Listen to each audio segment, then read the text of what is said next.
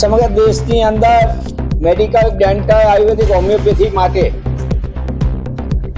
નીટની પ્રવેશ પરીક્ષા 2026નું પેપર શિખર, જેનું એપી સેન્ટર અને 5 રાજ્યોની અંદર જવાબ સાથે પરીક્ષાના 2 દિવસ પહેલા બધે પડતું થઈ ગયું. સમગ્ર દેશની અંદર 22 લાખ જેટલા વિદ્યાર્થીઓ નીટ માટેની તૈયારી કરીને પરીક્ષામાં બેઠા અને ગુજરાતમાં 85,000 જેટલા વિદ્યાર્થીઓ ડોક્ટર બનવા માટે, ડેન્ટલ માટે અને આયુર્વેદ, હોમિયોપેથી માટે પોતે પરીક્ષા આપી.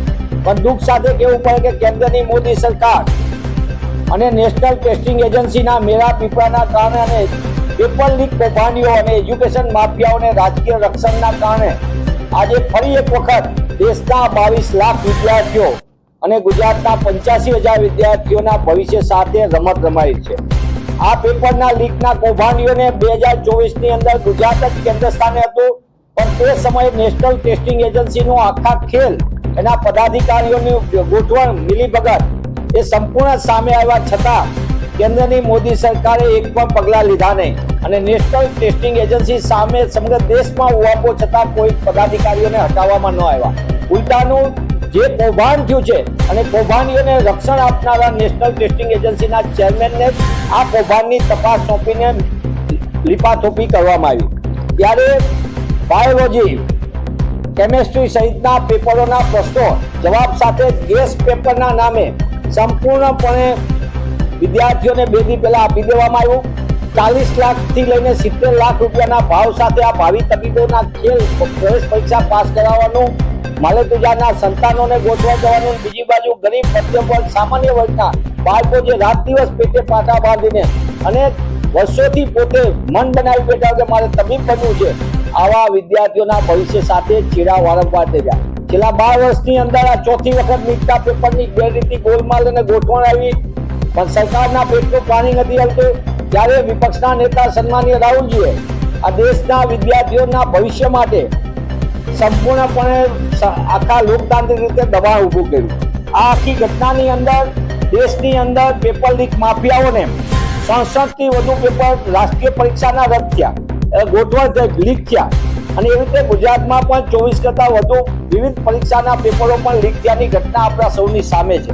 એવા સંજોગોમાં નીટના કૌભાંડીઓને રાજકીય આશ્રય આપનારાઓ, એ કેન્દ્રમાં બેઠેલા લોકો હોય કે શિક્ષણ વિભાગમાં બેઠેલા હોય, એની સામે ક્યારે પગલાં ભરાશે તેવો કોંગ્રેસ પક્ષ માંગ કરે છે.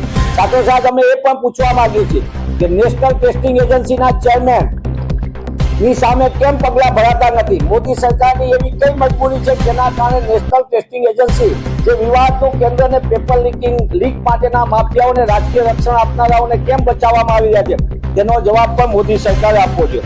આના માટે શિક્ષણ મંત્રાલયની જવાબદારી કેમ નક્કી નથી થતી? સીબીઆઈ તપાસના નામે ખરેખર પારદર્શક તપાસ થશે? પેપર લીક કરનારા માફિયાઓ પર રોક લગાશે કે નહીં?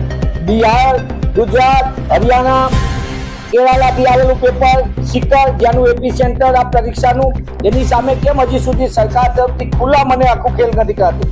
ત્યારે આ મોદી સરકાર જે પેપર લીક સરકાર કહેવાય, આવા એજ્યુકેશન માફિયાઓ એને રક્ષણ આપવાના ધંધા બંધ કરે, દેશના ભવિષ્યના તબીબોના કારકિર્દી સાથે છેડા કરવાનું બંધ થાય. હું પુનઃ એ વાત કહું છું કે ગુજરાતના 85,000 વિદ્યાર્થીઓ અને દેશના 22 લાખ વિદ્યાર્થીઓ અને એના મા બાપો પેટે પાટા બાંધીને પોતાના સંતાનને ભવિષ્યના તબીબ તૈયાર કરવા માટે મહેનત કરતા હોય. રાત દિવસની મહેનત હોય, સપનું હોય 10 વર્ષ પહેલા જોયેલું, અને એ જ વિદ્યાર્થીઓના ભવિષ્ય સાથે જ્યારે ચેડા થતા હોય ત્યારે સંપૂર્ણપણે મોદી સરકારે જવાબદારી સ્વીકારવી જોઈએ.